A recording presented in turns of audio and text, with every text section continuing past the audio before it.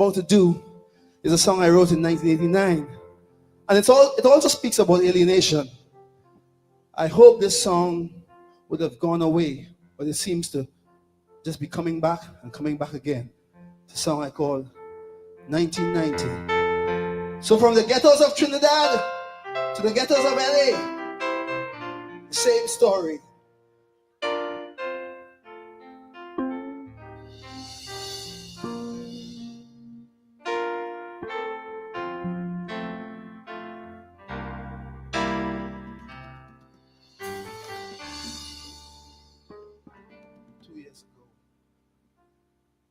Nuclear warhead,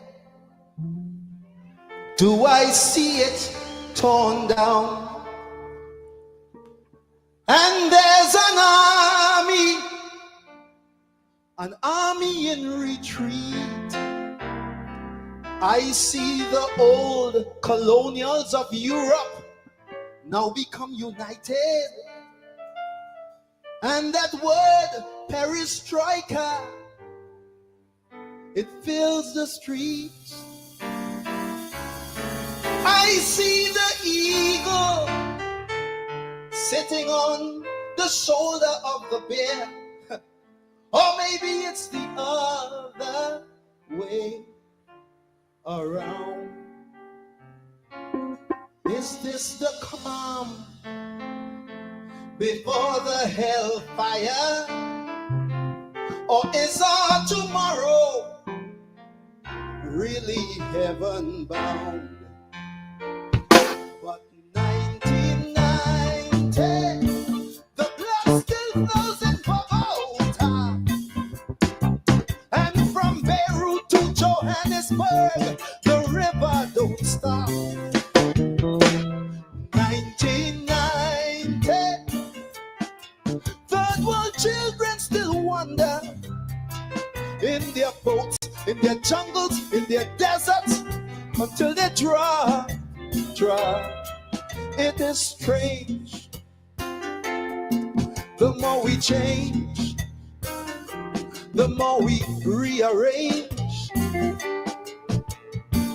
Everything just seems the same as we move into the next century. 1990, please make a liar of me. Oh, oh, oh. Oh, oh, oh, yeah, yeah.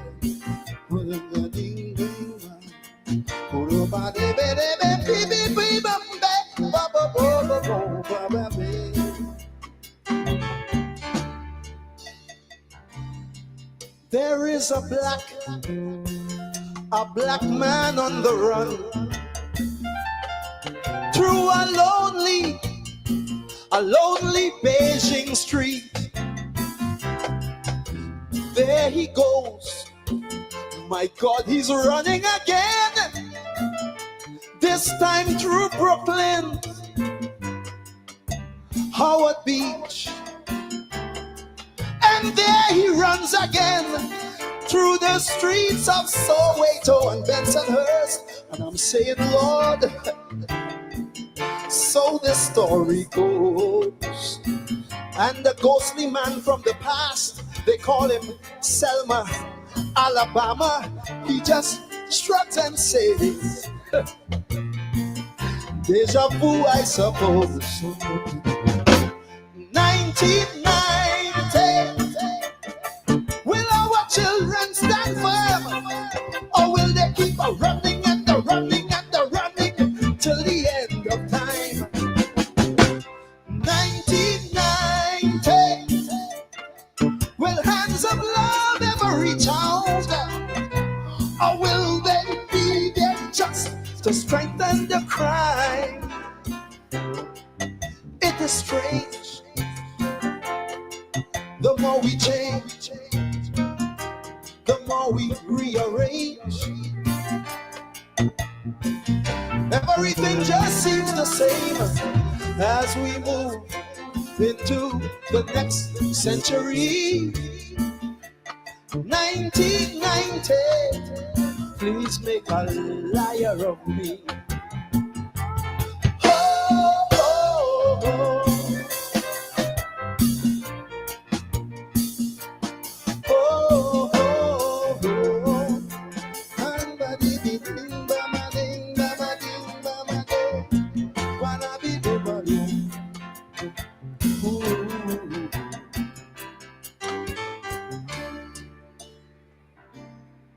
LA's burning down.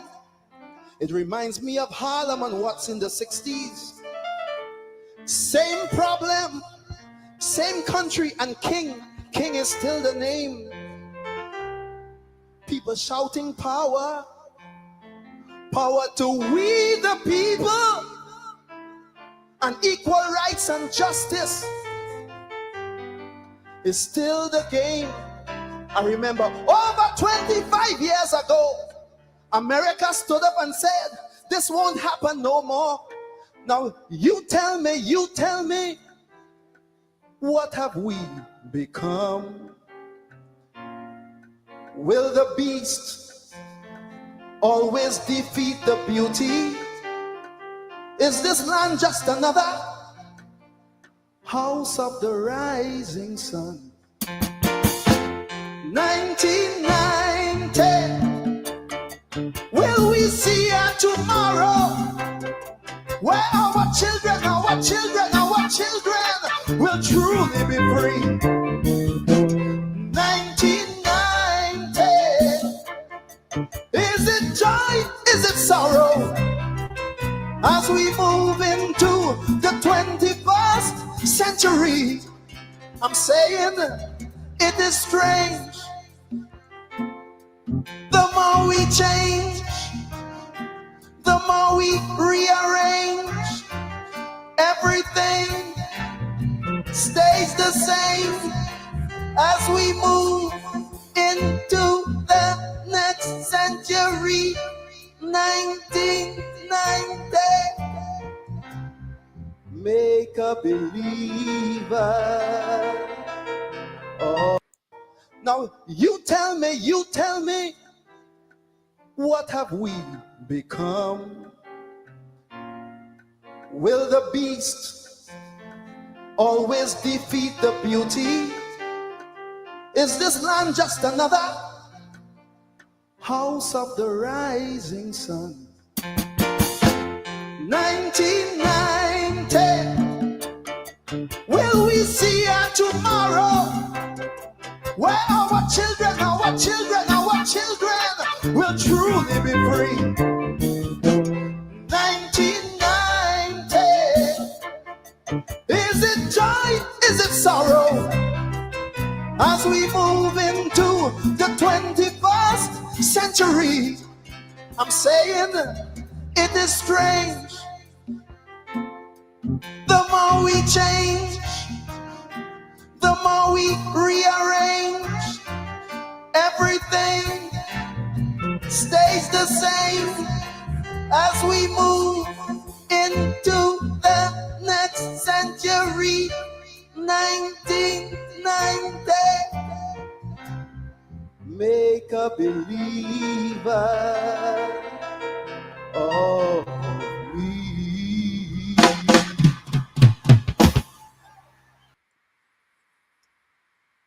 David Michael Rudder, 1990. One of the classics. 1990. A calypso that was written at the end of the Cold War.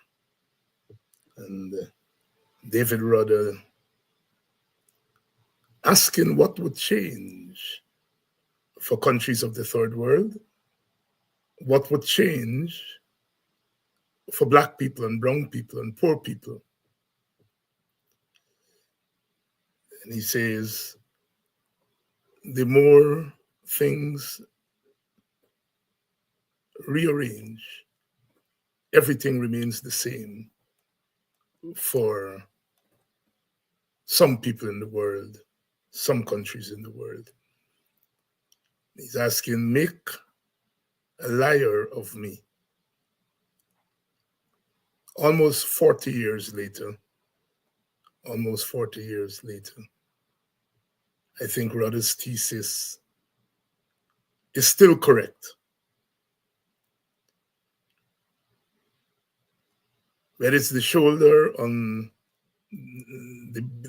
whether it's the bear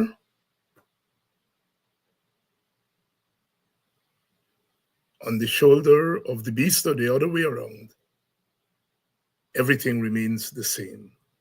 Good evening to you and welcome to Politics 101. I think we're having some problems with Facebook tonight. Those of you who are on, please share the link. I don't think we're getting any feed from Politics 101 and Camps TV seem to be having some problems this evening. So those of you who are on, please share the link. I would like to welcome you wherever you are joining us from, whether you are joining us from the United States of America, or you're joining us from Canada, or you're joining us from the wider Caribbean. Welcome to Politics 101. Those of you who are joining us from California, David Rudder made the reference in that calypso, LA is born in. He was talking about the Rodney King incident way back in the 1990s. Parts of California are born in, not from protests, but of course, wildfire, the challenges of global warming,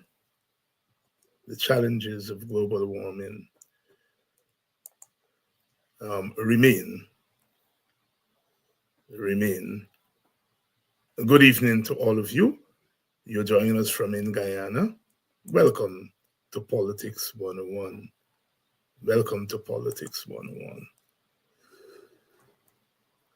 It's Thursday evening, and we continue to face the challenges head on. We're especially asking you this evening to please share the link. Please do, because some of our destinations are affected this evening, it seems, on Facebook.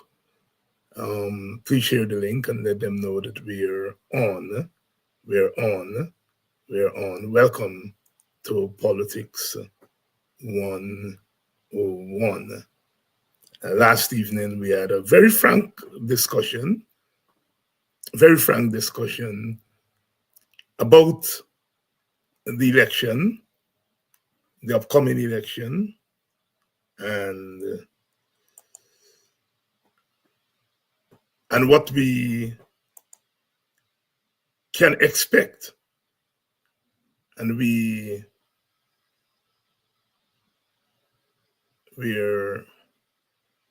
made the argument last evening that if we continue down the path that we are going, where GCOM does not deal with the concerns of the opposition as they relate to the voters list, as they relate to the use of biometrics,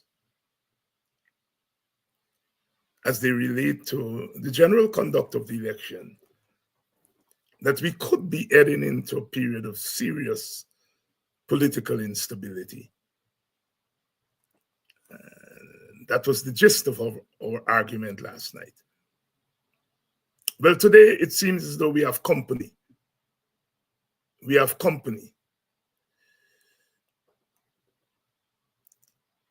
We we are not the only ones who are concerned about instability if we do not put in place the mechanisms for a proper election. We are not the only one. We are not the only ones who are concerned.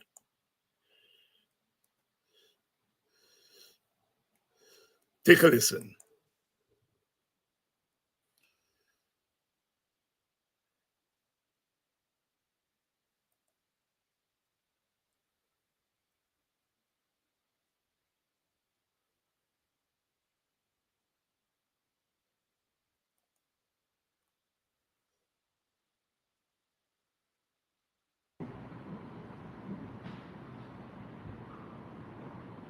Yesterday, I had an engagement as General Secretary of the PVP with the Private Sector Commission and its affiliates.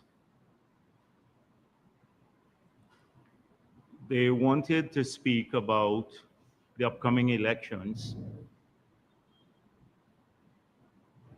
and they wanted the party's perspective on some of the issues in the public domain.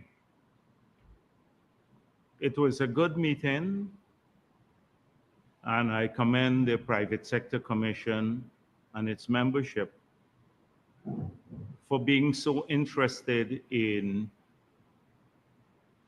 the transparency for the upcoming elections. They expressed concerns about instability and how instability could affect their well-being and the people who work with them. And I've pointed out that they have no, or they should have no concern about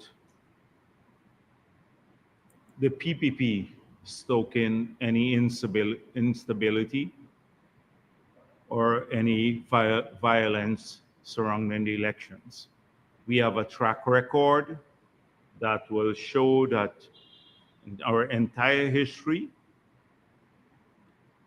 that we have always supported free and fair elections, and we've been a calming influence on people, even in periods when they've been tested and their patience tried, that we've always stood for peace, stability, respect for the dignity of our people, and we've fought against. There you have it there, Mr. Jagdale, reporting that he met with the public sector, the Private Sector Commission yesterday. And they were concerned about instability surrounding the upcoming elections. Just as we were yesterday expressing our concern here about potential instability. Now, the private sector is no friend of the opposition. We know the Private Sector Commission is a friend of the PPP. But they met with the General Secretary and Vice President to express their concern. I am assuming that they will meet with the opposition at some point. But they are concerned about possible instability surrounding the election. And those concerns, of course, arise from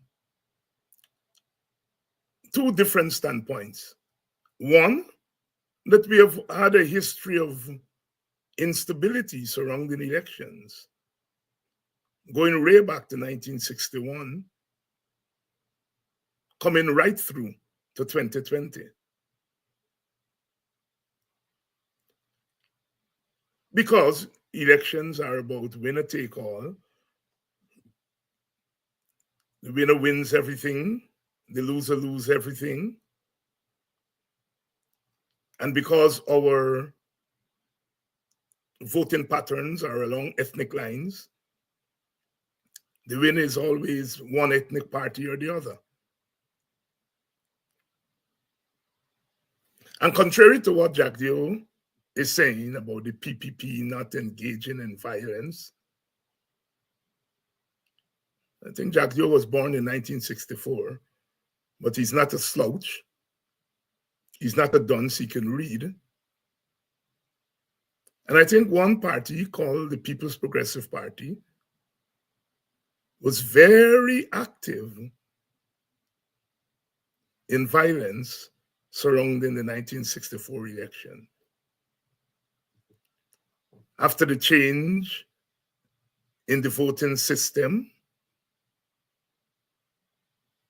from first past the post to proportional representation, Dr. Jagan and the PPP literally let loose their people.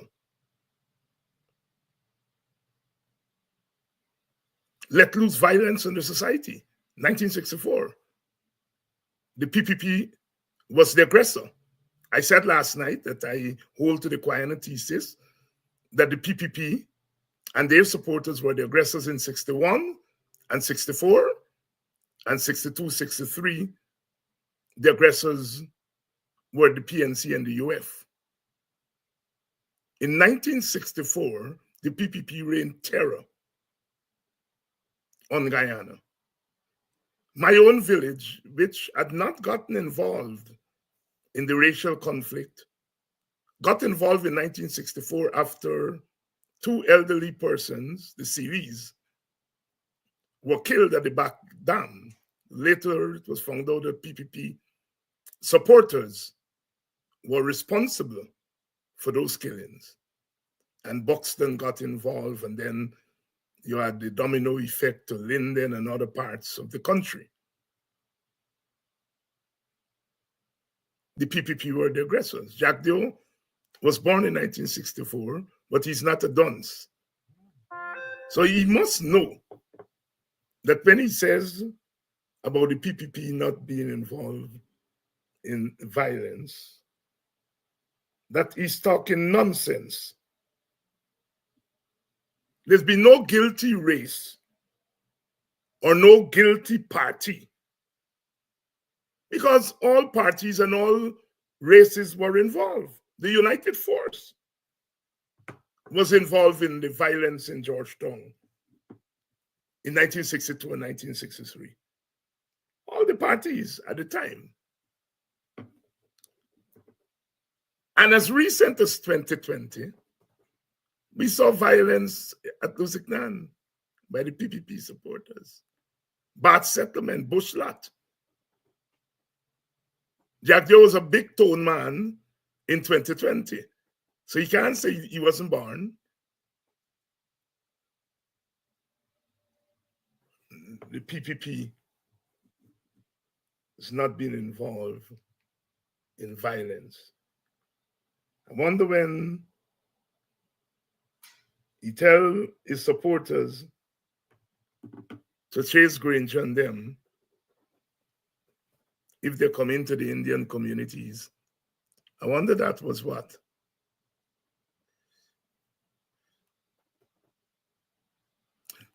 But the story here is that the 2025 elections, there is a distinct possibility of ethnic and political instability if GCOM does not get it right.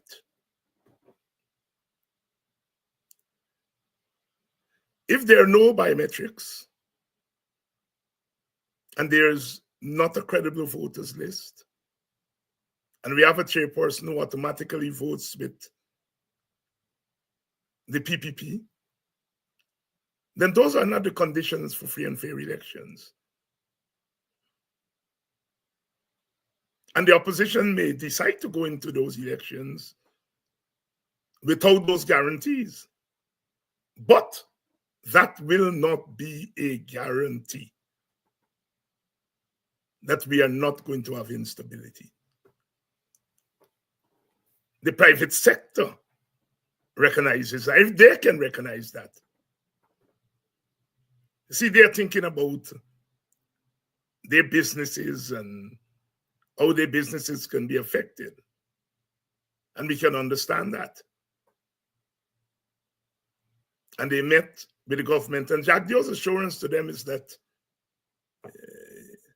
there's going to be no instability because the PPP doesn't engage in violence, and that the state forces, meaning the police, the army, etc., the PPP is depending on them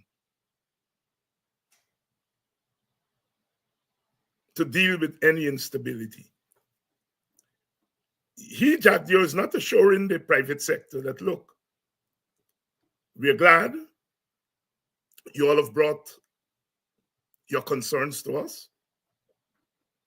We are going to work with the opposition and with GCOM to ensure that we take care of all the possible causes, all the possible causes, all the potential causes of instability.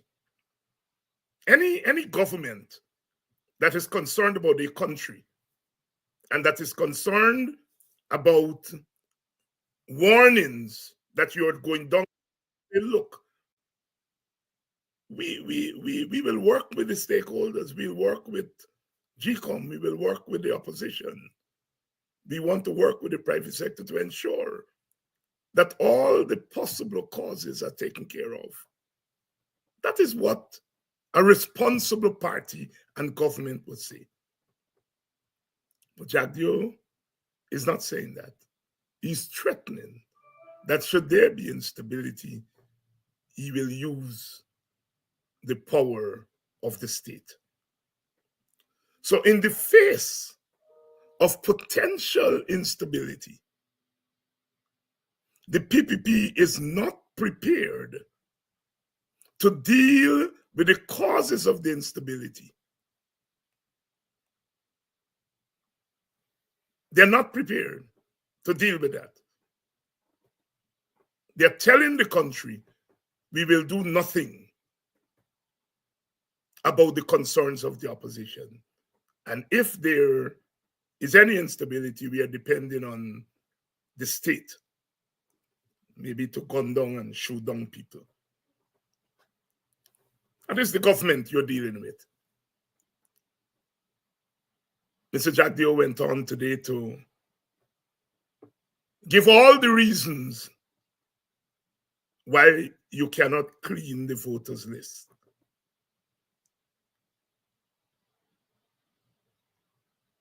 All the reasons why. Has not said that, look, the bloated voters list is as a result of the way in which we put together our voters list. And that's a big concern. A bloated list is a big concern. And we are prepared to do everything in our power to ensure that we do something about it. There's a lawmaking body. The National Assembly is the lawmaking body. If the laws of Guyana stand in the way of a proper, credible voters list, then the lawmaking body takes care of that. The court has said you cannot just take off people from the list willy-nilly. But the court has not said that you cannot have a credible list. It is for the National Assembly. The Parliament, which is the National Assembly plus the President. It is for them to take care of the problems. It is not impossible, but the PPP would have none of it. As for biometrics, the argument is that we already have biometrics fingerprint. When you went to register, you give your fingerprint. Yet with all these biometrics that they're talking about, that is there, people who were not supposed to vote, who were not in the country, voted in 2020.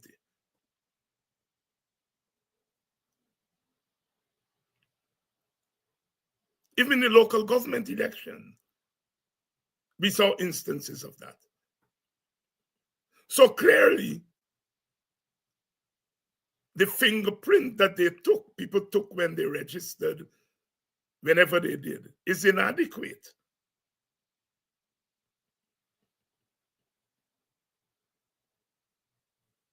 The PPP would have none of it. Sisters and brothers, it is clear that the PPP intends to rig the election at all costs and intends to use force to get its way.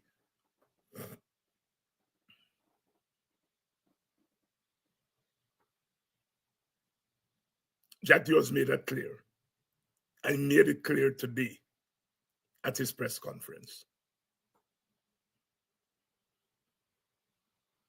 So this struggle is a big struggle.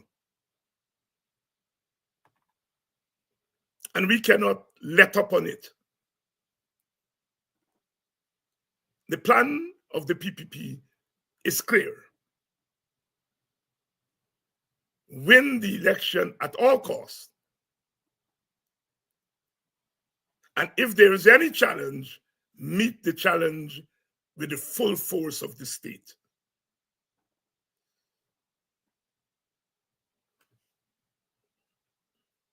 We cannot say that we have not heard it.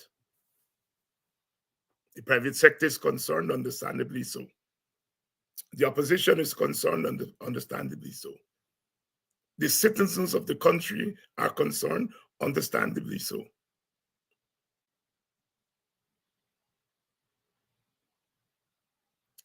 But the government is not concerned. They already have a plan. And the plan is to rig the hell out of the election. And if there's any challenge to it, to beat the hell out of citizens using the armed forces and maybe other paramilitary forces that the PPP may have. You notice they are not regularizing the Chief Justice and the Chancellor. They've already said the Court of Appeal rules against them. They can't say the same about the Chief Justice. She has ruled in their favor perhaps more time than in the favor of the opposition. Yet, they're not regularizing her. The PPP does not want to go into another election, knowing that the elections will be challenged in the court as they did in 2020. 2020, a precedent was set. Elections complaints are no longer going to be decided by a petition. Election complaints are going to be decided by GCOM in conjunction with the courts. And they do not want two Black women heading those two courts, those two levels of the court. Although Roxanne George has voted has ruled in their favor many times, I would say more times than the opposition. She's a black woman. And they do not trust black people in positions of power. They do not want a high court and an appeal court that's headed by two black women going into these elections. The PPP has worked out its plan. And what they get angry is that we are exposing their plans every day.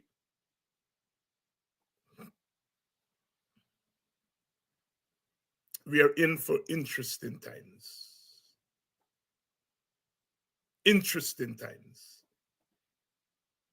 Good evening to all of you who've joined us. I noticed some of you have found other ways to get onto the program. Camps TV and Politics 101 on Facebook are down tonight for whatever reason. Please share the link, those of you who are on, so that others will know that we're on. We're not stopping what we're doing. So we had this interesting, if we can move from the election for a bit. So the court ruled that Quindon Bacchus's family should be paid $24 million by the state as damages.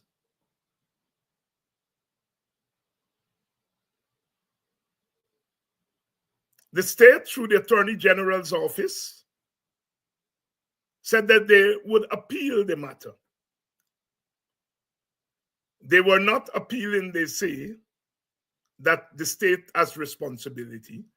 They accept that the state has responsibility. What they were, and I can say were now, appealing was the amount of money that was being paid to the family of Quindon Bacchus. They felt that the judge in the case went further than he was supposed to go. And they appealed. And we are learning today that the president instructed the Attorney General to withdraw the appeal. I have not seen the president reasoning for it. Jack Dio did not give the president reasoning. He said he agrees with the president.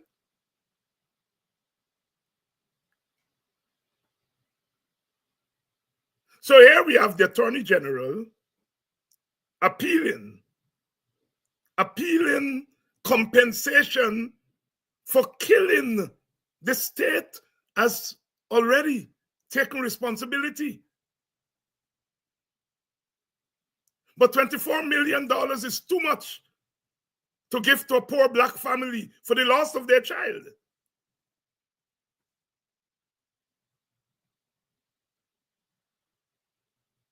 Millions of dollars are being given to PPP friends as contracts.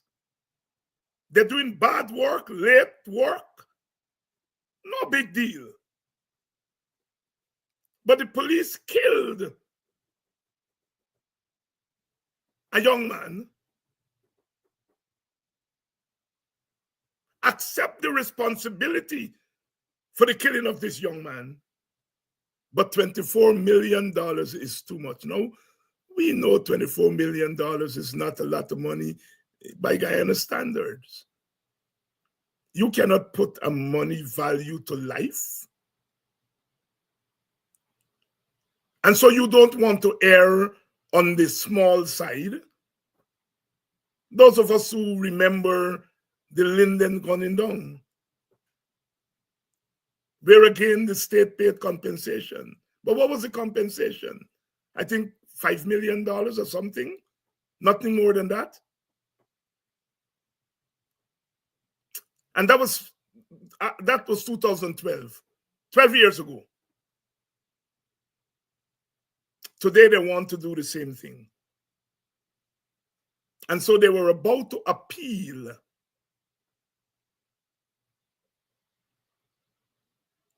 And the president stepped in and said not to appeal, use his executive authority.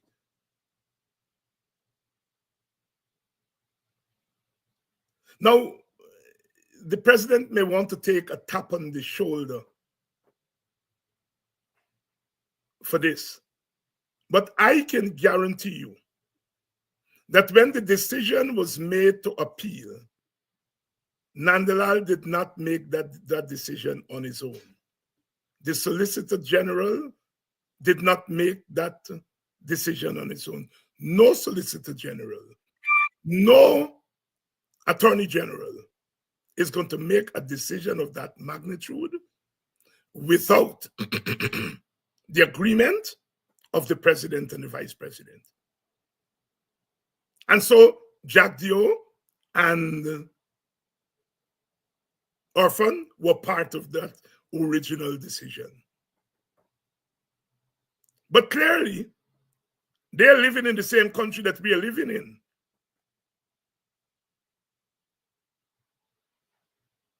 And they are seeing the reaction of people. And they know that the road they're taking us down is a dangerous road. And so they have either been advised or they advise themselves, don't fight those people for $24 million.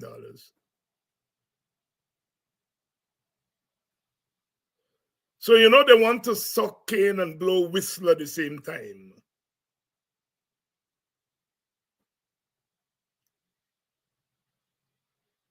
Terence Campbell said Jack Dio liked to have his cake and eat it too. Same thing.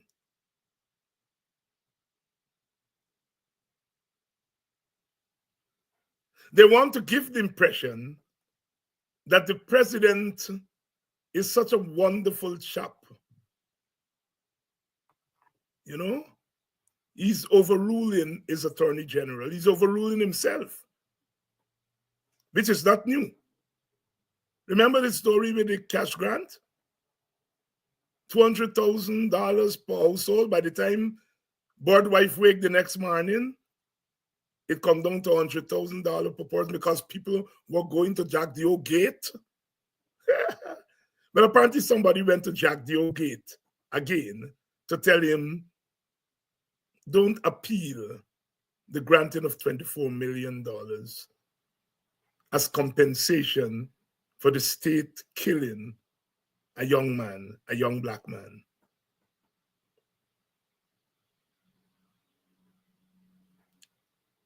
$24 million is not enough for a life. But $24 million is more than $5 million or $1 million. And it's really a way of the state and government taking responsibility for the actions of the coercive arm of the state, in this case, the police. When things like these happen, sisters and brothers, we have to take credit. Because I'm telling you, if we were not around, if we were not active, this government would have gone ahead and appealed that $24 million. But they know the consequences. They know what the potential consequences of what they're doing. They know that.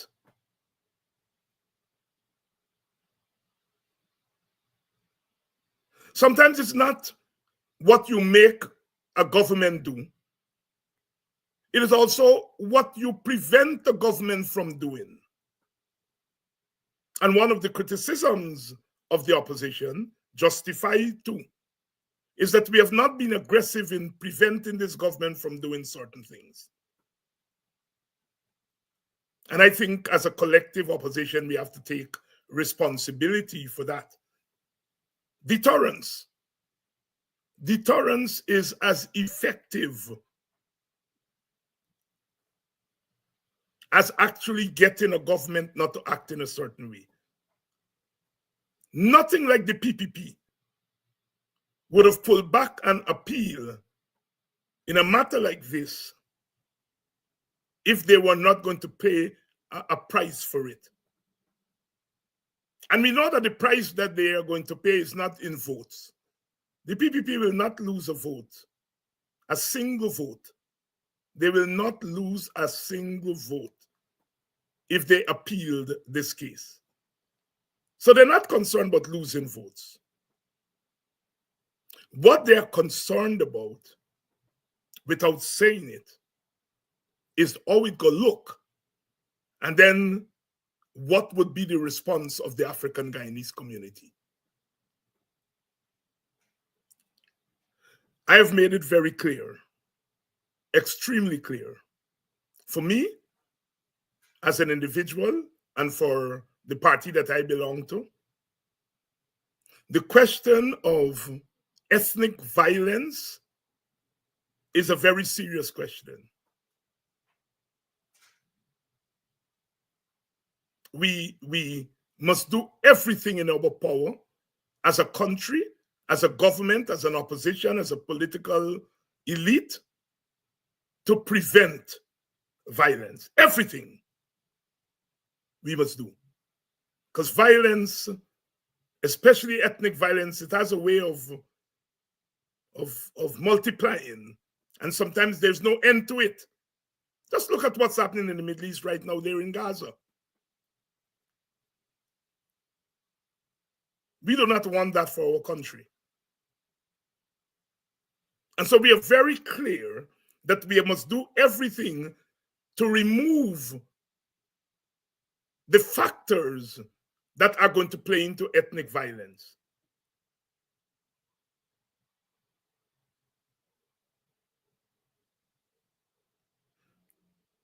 However, we are not going to sit idly by and say to a group of people who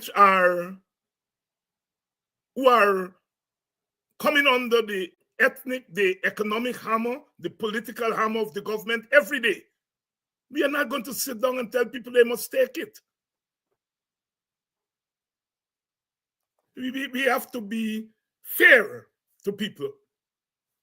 We do not want violence. And ultimately, the violence comes from the state, the government, because they have the monopoly on violence in the society.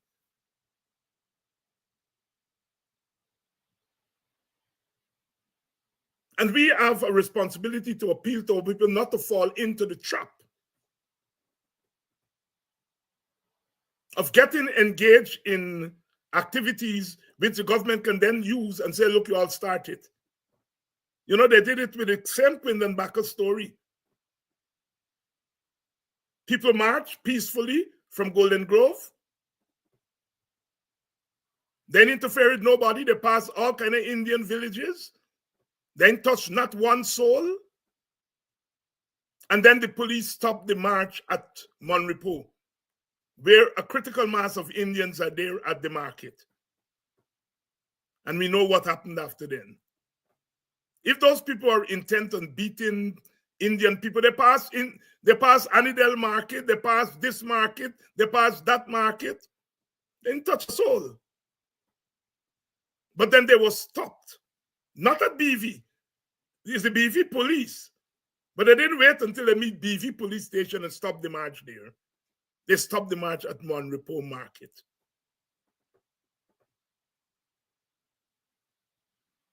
The old thing about fomenting violence and then blaming it on the victims themselves. The victims of violence were the people of Golden Grove. We saw what the police did. I went into that village. I saw bullet holes in a church. In a church. Where they went into the church where people were meeting and shoot up. All those people, little stalls at the market at Golden Grove Public Road. Up to this day, they have not been compensated.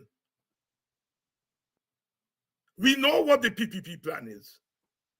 Foment the violence and then blame it on protesters. And we cannot walk into that trap We cannot send our people into that trap. It would be foolish on our part to do that, to knowingly send our people into a trap that is set for them.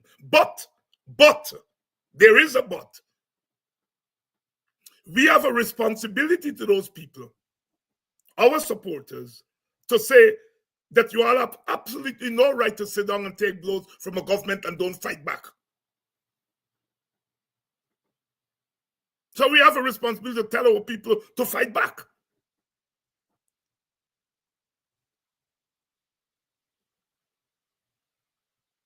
Two responsibilities. We have a responsibility to work to prevent violence in the society. Not to walk our people into a trap, a violent trap that is set by the government. I was on the bridge in Linden in 2012. I was there.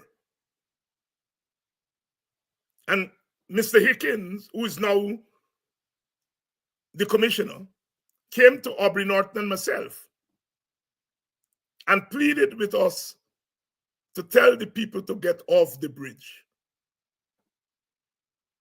Aubrey's immediate response was that he did not put the people on the bridge.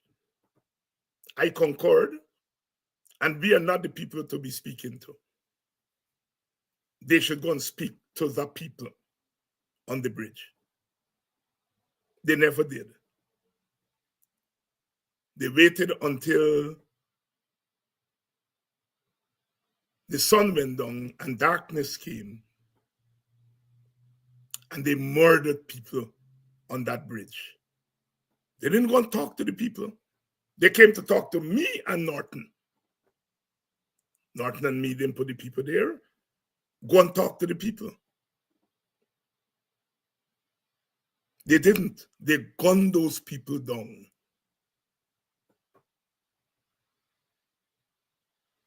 Since then, we've seen gunned down the boy in Dartmouth, Boston, gunned down Peter Headley, gunned down Quindon Bacchus, beat up on women, spit up on women, put their knee on women's chest.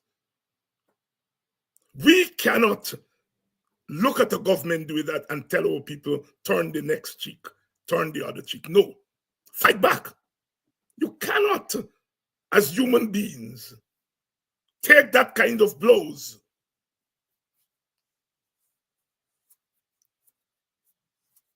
Orrin Boston was in bed with his wife. The government has not told us to this day what was Orrin Boston's crime. So the police can't say they were firing back at Boston, who fired at them. Never happened. The police cannot say they were firing back at Quindon Bacchus for shooting at them. Never happened.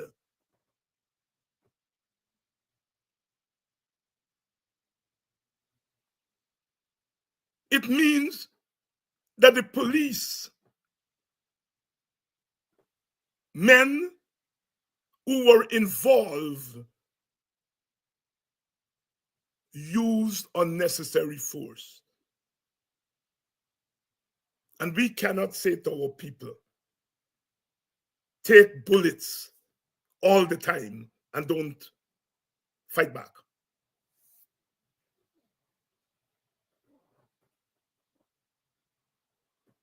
Clearly, this business of violence in our society is the responsibility of all of us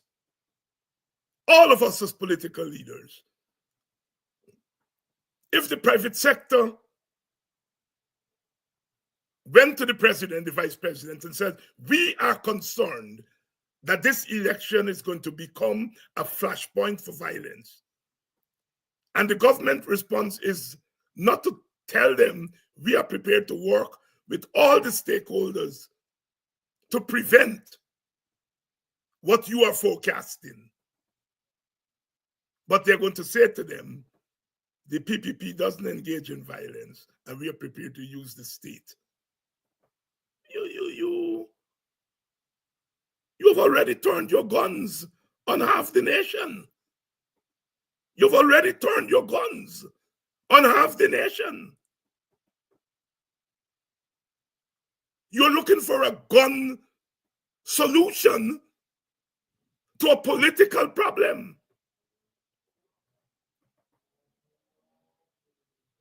We don't have to have gunfight to get a proper voters list. The National Assembly can pass a law overriding the present law, or make separate legislation to ensure that we have a clean voters list without taking people off the list of registrants. That can be done. You don't need gunplay to make that happen. Faced with the evidence of voter impersonation in 2020, you are saying that fingerprints that you took 10 years ago can solve that problem. Well, where were the fingerprints in 2020? You're saying you can't use biometrics because Claudette Singh ruled, in the Esther Pereira case, that electronics and biometrics are unconstitutional. Again, the lawmaking body is Parliament. You go there and fix it, pass a law. If people are telling you, your friends in the private sector are saying to you, you're playing with trouble, and instead of using the institutions to thwart possible trouble, you're threatening to use guns.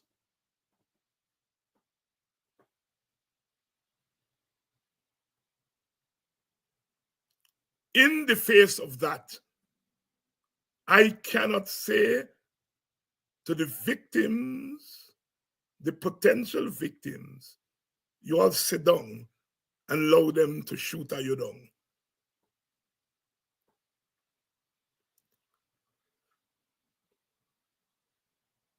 Our responsibility, certainly I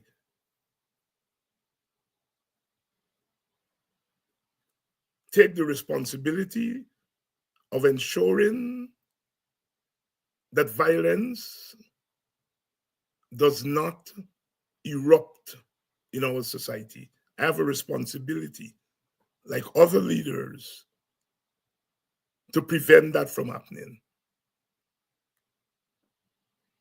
But I also have a responsibility, like other leaders, to say to our supporters, do not sit down and take blows, and don't fight back. We've been taking blows for 5 years. We haven't broken up the country.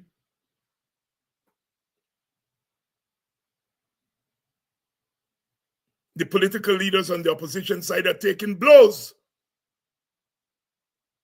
because we have asked people to exercise caution. So nobody can say that we're a violent opposition.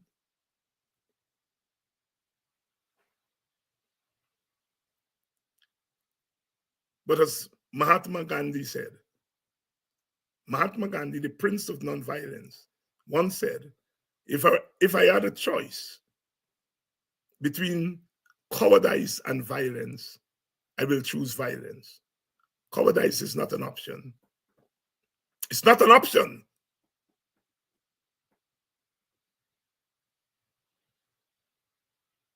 I hope we don't have to make a choice between cowardice and violence. I hope we are not pushed to make that choice. It's a terrible choice to have to make. As a human being, you cannot subject yourself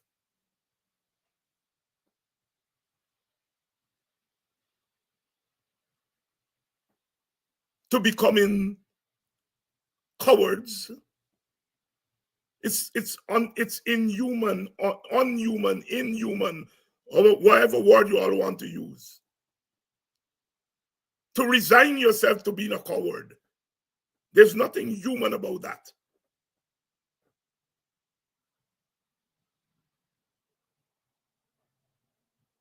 There's nothing human about knowingly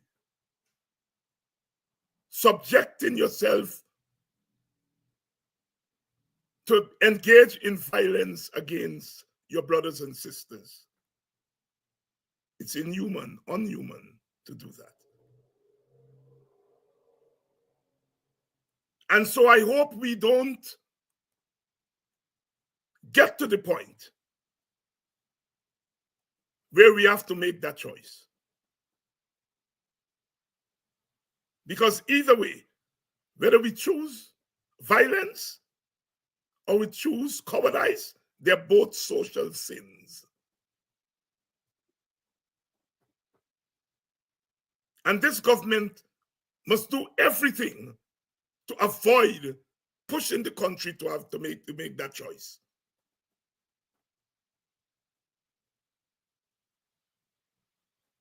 Sisters and brothers, we are not fomenting violence. We are merely warning the government not to push the country to that edge again. We saw what happened in 1992. We saw what happened in 1997. We saw what happened in 2001. The 2006 election was the only election where neither side contested it, the results. We saw what happened in 2015. The government used the police against opposition people, shooting up the former head of the army. We saw what happened after 2020. And if our government feels that the solution to that is to threaten the people with violence, then I think they will be willfully pushing their country to a place that the country ought not to be pushed to. One may ask, why is power so important that people are prepared to go to those lengths to hold on to it? Well, money, the ability to get people to do what you would not want them to do, but that they would not want to do, to get them to do things that they do not want to do. Power is seductive. The government has announced that January 17th, next week, Friday, is going to be budget day.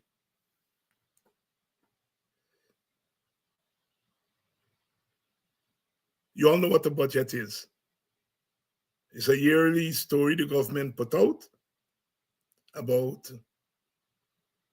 how much money it intends to draw in and how much money it intends to spend and what it intends to spend the money on.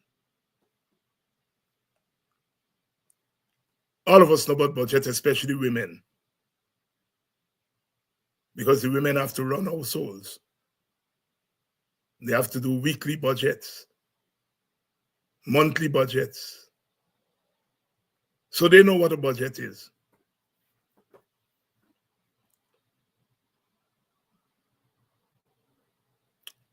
We have seen this government in action for the last 5 years. We have seen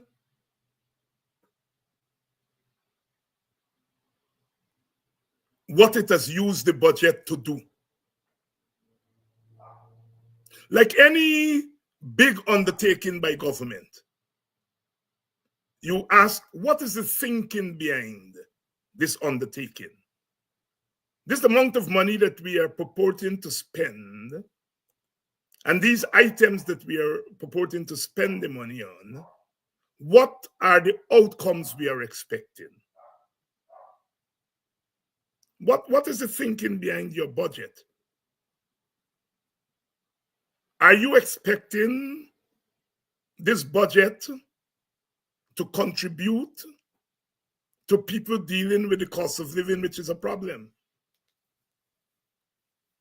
Don't tell me it's a problem all over the world and expect that that should shut me up. Every country in the world has a responsibility to deal with that problem, the cost of living.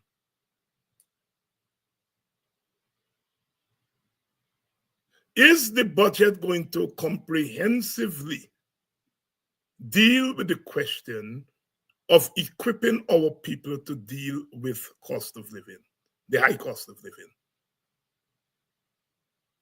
We are going to be looking to see what the budget does in that regard. They have failed our people in the last 4 budgets.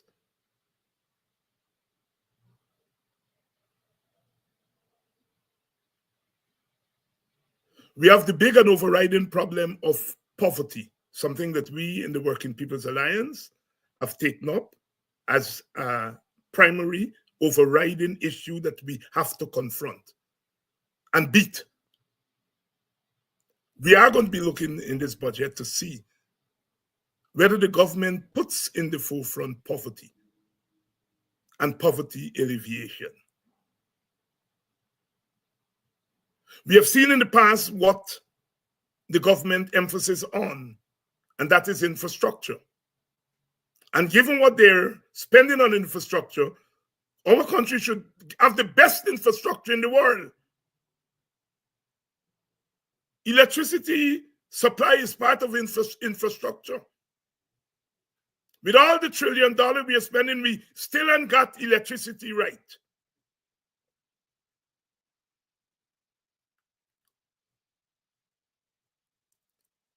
With all the roads we are building, every other road in the country still got big potholes. You're driving at night, you don't know when you're running into a hole. With all the emphasis on infrastructure, we still have not created an infrastructure in Guyana that is comparable even to our Caribbean brothers and sisters. Then why is the government so gung-ho on infrastructure? I know the answer. You know the answer.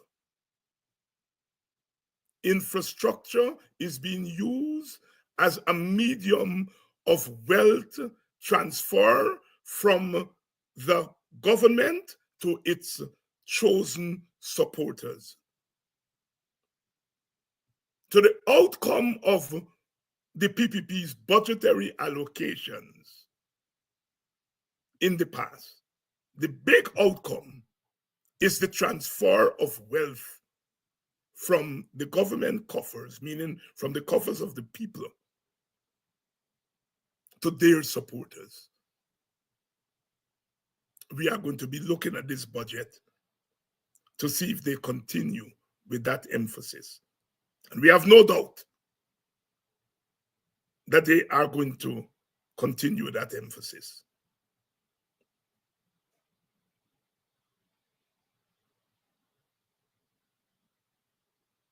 Are you spending oil money to develop the non-oil economy, aspect of the economy, sectors of the economy?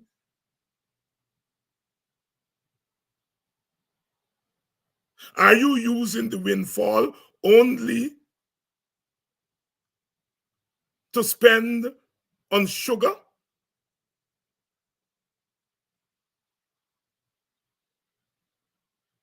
as part of the non-oil economy. There are other aspects of the agricultural economy: cash crops, manufacturing, processing. Sugar and rice are not the only two aspects of our agricultural sector. What is in the budget for those sectors? Because those sectors, the agricultural sectors, have ethnic implications. Amerindian and Black people are not into sugar and rice. They do agriculture, but they do cash crop agriculture. Where is the government plan for cash crops? Where is the equivalent plan for cash crops that you have for sugar and rice? We are looking in the budget to see whether the government will have a change of its ways.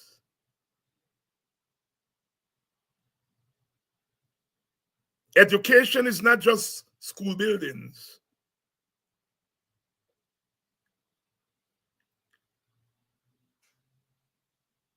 Education is about the welfare of teachers, ensuring that the teachers are properly equipped.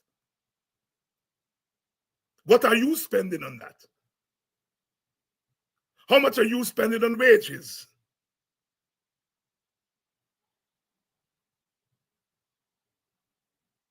How much are you spending on dealing with the question of illiteracy? We cannot pretend that we live in a literate country. We do not. Illiteracy is as high as in the 60s and the 70s.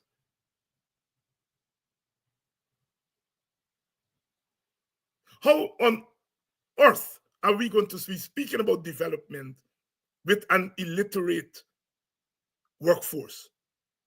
What is the government spending on the question of literacy? Literacy is beatable.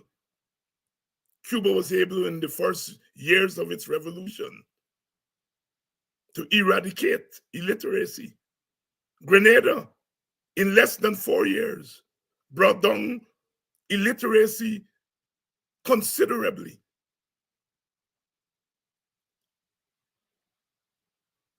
Michael Manley with his democratic socialism. Forbes Burnham with his cooperative socialism. Eric Williams, Errol Barrow with their open dependency approach. All of them, left or right or center, dealt with the question of literacy. And in many regards, did a damn good job at it.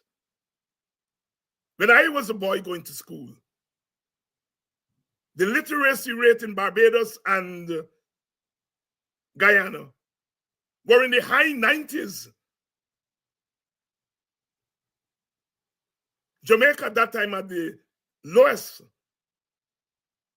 literacy rate, and it was in the 70s. 70s. Today, Guyana would like to have a literacy rate of in the 70s. What are you spending money on, boy? What are you using my money for, boy?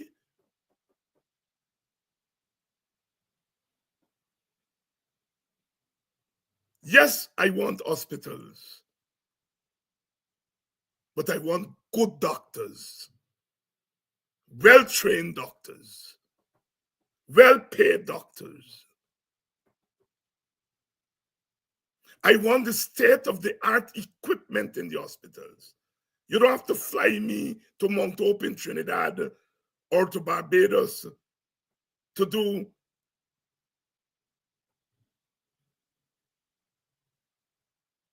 normal surgeries. Why can I not do them in my country? So Jagdeo can talk about his 13 hospitals till the cows come home. What you're putting in the hospitals, boy,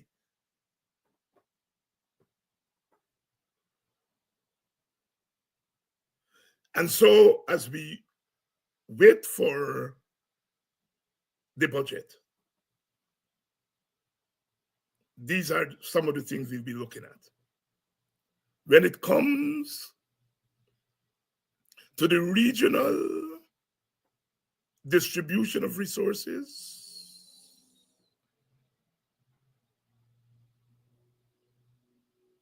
we are looking to see which region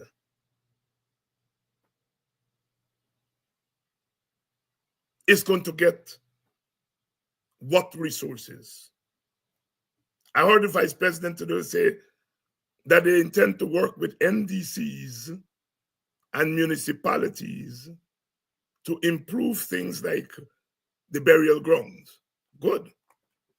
I can tell you that that's a problem in a lot of our communities. In my village, they've run out of burial ground space. You can't walk because people burying on the walkway.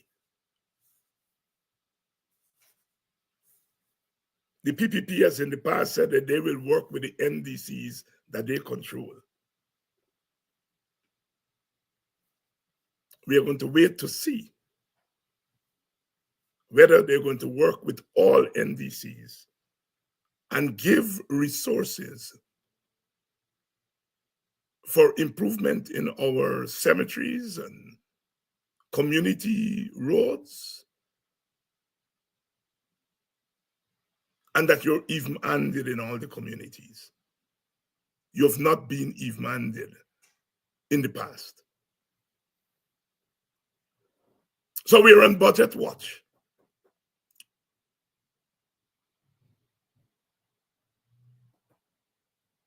We're on budget watch.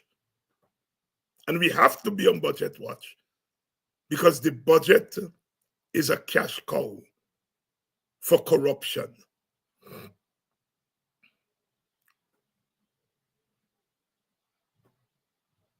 Sisters and brothers, we can't sleep. We cannot sleep. There's a lot on our plates, and we've got to confront them. But the message here tonight is that we have a government that is not prepared to solve the hard problems in our country because it wants to use the openings to its advantage. It is prepared to rig its way to power again, and it's prepared to shoot down people who challenge that.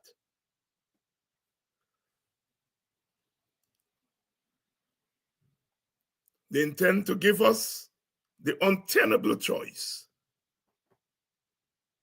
of cowardice or violence. We don't want that choice. We do not want that choice. Because whether we choose violence or we choose cowardice, is the same Buddha book we're going to be in. Our work is cut out for us. And as I said last night, and I'm saying it again tonight, we have the unenviable task, not only of changing government, but of changing thinking of people in our country. The PPP has messed with the minds of people in our country. They have messed with East Indian people's minds. turning those people into people who cannot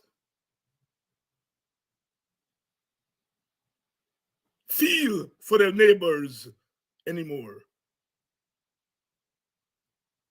They're messing with the minds of Black people, attempting to turn the Black community into a community of mendicants and cowards and beggars. When I look myself in the mirror and I read the history of Black people, I don't see a history of cowardice. I don't see a history of mendicancy. I don't see a history of cowardice. I see a history of struggle and overcoming.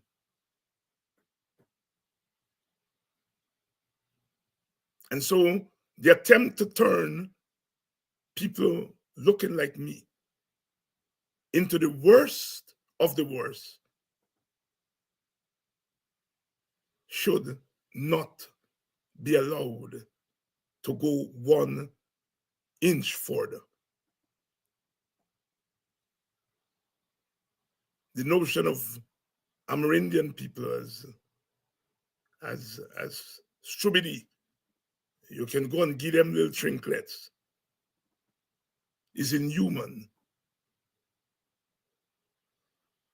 And so what the PPP is doing is messing up with the minds, the collective minds of all people. And any responsible government that succeeds them has a task. Before them.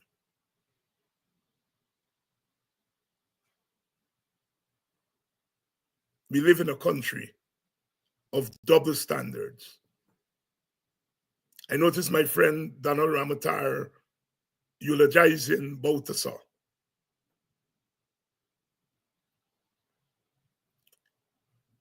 Wonderful things about Balthasar.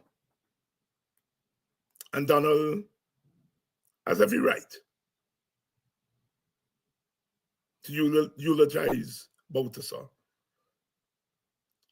In some regards, Balthasar was demonized by the Dutch and other powers. But what I want to point out to Donald is that some of the things Balthasar was accused of, Burnham was accused of too. But you can paint a rosy picture of Balthasar, despite charges against him. But you can't paint the same picture about Burnham, although Burnham had the same charges against him. Double standards. See, Balthasar is not a threat to the PPP. He's in Suriname. His people are in Suriname.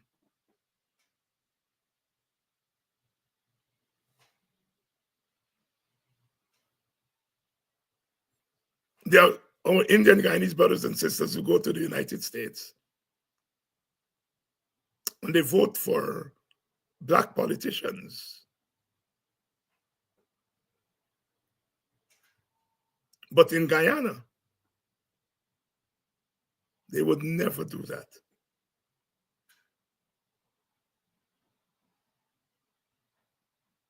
Double standards. Double standards. Double standards. All of that we've got to clean up as we move into the next period of our country's life.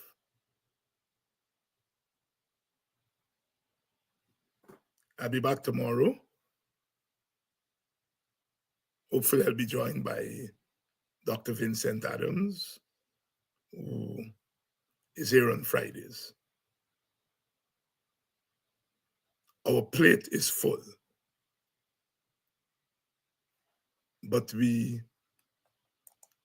are not incapable of meeting the challenges and beating the challenges.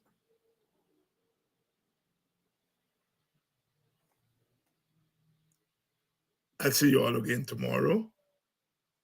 Same time, same place.